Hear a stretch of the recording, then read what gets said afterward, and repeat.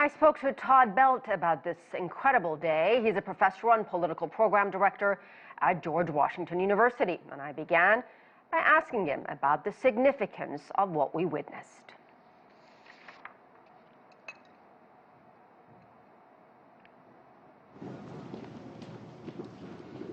I, Joseph Robinette Biden, Jr., do solemnly swear.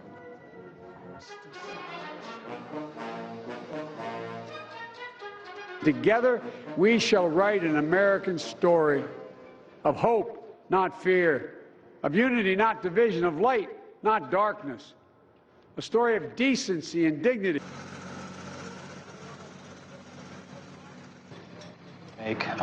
But that is democracy, right? We had a riot, we had an insurrection, but democracy actually prevailed, and I think that was a big theme, other than the unity theme that was stressed at the inauguration, was that the nation made it through this. We've also made it through worse times in the nation, having had a civil war as well. So I think that was one of the things that many people had in mind when they were watching this, myself included, that democracy stands and the country has made it through this after 244 years.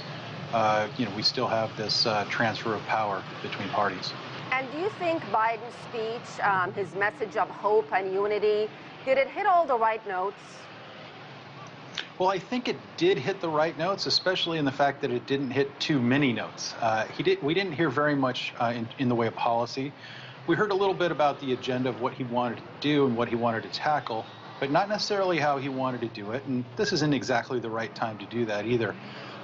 And the more you get into specific policy details, the more you open yourself up to criticism, and you can sow the seeds of division because everybody has an interest in policy. But talking about climate change and talking about, of course, the COVID issue and the economy, and as well as social justice, those were the big four that he put on the agenda. But for the most part, it was about unity, unity, unity, both at the public level and as well as the governmental level. And I think that's true because that's really where it has to start to get all these other things done. And Professor, what a moment for Kamala Harris, the first black female vice president that America has had, the first black South Asian vice president. Talk about that a little bit. Well, sure. It's absolutely path-breaking, and for many people, I was looking at a lot of my colleagues who were online and talking about how emotional of a reaction they were having to it that they had not anticipated. Having the first woman vice president, the first Asian American, Indian American and black vice president, very important. These things are important for young girls. We know that when people learn about politics and they can look up to role models, it allows them to imagine that those possibilities exist for themselves. So it's not to be understated. It is a really historic day.